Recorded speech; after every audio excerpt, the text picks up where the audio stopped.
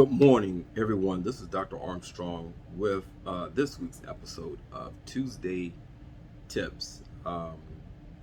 This is the day after Valentine's Day, so I hope that the husbands did their job. I mean, Valentine's Day is not really for men, in my opinion, but I mean, there are some men who look forward to celebrating it.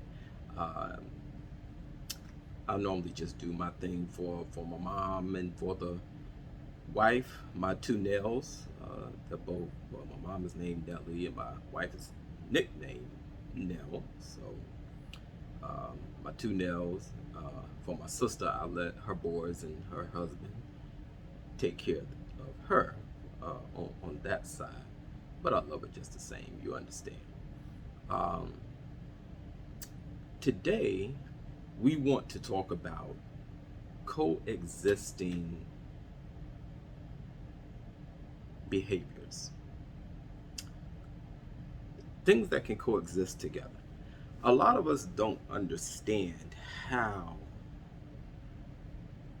certain behaviors can coexist together and a person still can be functionable.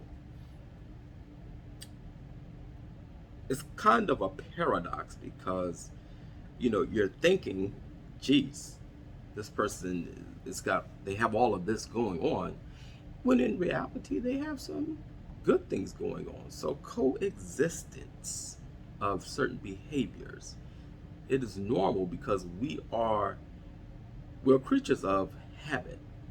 Therefore, it behooves us to create habits that are actually good habits. Okay? Not habits that are going to facilitate a groundwork for disruptive behavior. So let's talk about this for a minute. Coexisting behaviors, it can happen. Okay? And a lot of times, the coexisting behaviors is the offset of one behavior. So let's look at this: growth and mistakes. Without mistakes, there is no growth. Without growth, and while growing, I should say, you're going to come upon mistakes. It's just life. Where we get caught up, and I know it's a little early for all of this, but where we get caught up is we get caught up on the mistakes that we are making in life, and we feel as though those mistakes will define us. No, I've made plenty of mistakes in life. Those mistakes don't define me. Now, you have some people out there who will only look at the mistakes I've made and try to define me off of that and discredit all the good that I've done, as they will you. However, growth, when people don't want to accept your growth, that's the jealousy on their part. Okay? So growth and mistakes and growth and growing, that can coexist together. Okay? So we say we learn from mistakes. That's what we're supposed to do. Learn from our mistakes. Yes, you learn from the mistakes. Don't keep making the same mistake over and over. Grow from it. Okay? Accountability and self-forgiveness. I'm reading off of my wonderful iPad here that my wife got me, so y'all bear with me. Accountability and self-forgiveness. There does come a time in life where we have to hold ourselves accountable for the actions and decisions that we do make in life. If we're not holding ourselves accountable, then we can't forgive ourselves. Some people, they go very, very, very hard on themselves when it comes to actually forgiving themselves and taking accountability. Accountability, I'm going to do a video on accountability. Accountability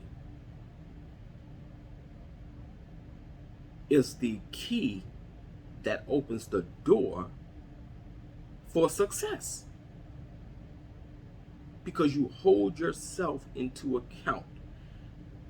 I do self-disclosures all the time, and I'm all right with it. When I started my practice, a lot of people said, oh man, you need to get a second job to go along with it. I said, no, I don't need a second job to go along with it. I'm going to be just fine doing what I'm doing. I'm going to hold myself accountable to make sure that I build this thing. Now, along the way, there have been some hiccups, but I have to forgive myself for those hiccups. Self-forgiveness.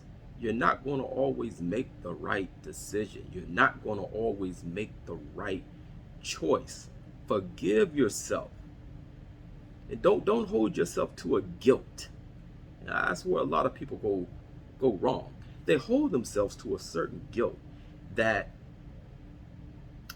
guilt is so strong that everything else is undershadowed by that or overshadowed by that. Forgive yourself and take into accountability your actions. Okay? A lot of people go into a deep depression because they won't take accountability. I hope you heard that. A lot of people go into depression because they don't want to take accountability. Be accountable and forgive yourself, all right? Anxieties and confidence. A lot of times, certain confidences are catapulted by anxiety. We know anxiety are fears of the unknown. We know this, fears of the unknown. And is so deep and so acute that it puts us into a space where we cannot function because the fear of not knowing has just been so catastrophized that we can't function. But guess what? In order to overcome fears, you have to find confidence. And that confidence comes in stages. It doesn't have to be, okay, I'm scared of a spider, well, I'm going to hold a tarantula. That ain't going to happen for Dr. Armstrong. Now, I can be in the same room with a spider, and, if I have to handle business, I handle business if I'm by myself. But that's a fear of mine. I have a fear of spiders. But I'm not just going to overcome that fear by holding a tarantula, knowing that this thing can bite and kill me or something like that. That's not going to happen. But confidence is a step-by-step building platform. You're not just going to be confident, but don't let the anxieties, that fear of the unknown, stop you from being confident. Okay? So you can be confident and have an anxiety. Oftentimes when I speak, I don't know what kind of crowd I'm going to speak to. It could be the same faces over and over. I don't know how they're going to react. So there's always an anxiety there. But you know what? I know what I have within myself, and I know the capabilities that I have, that I can go out there with confidence and speak. All right? And last but not least, learning and unlearning. Life is such a journey of learning and unlearning. There are certain things that we are taught that sometimes just aren't true, so we have to unlearn it and learn the actual truth of it. There are so many things that, we go through life believing to be true, but all along, we have to unlearn that and actually learn the truth. Okay? However, we don't close your mind off to learning and unlearning certain things. If we unlearn a bad habit, guess what? You've done a good thing. So take these types of coexisting behaviors emotions. Do a little self-inventory. How can I have these coexisting things, and how can I get the good out of it?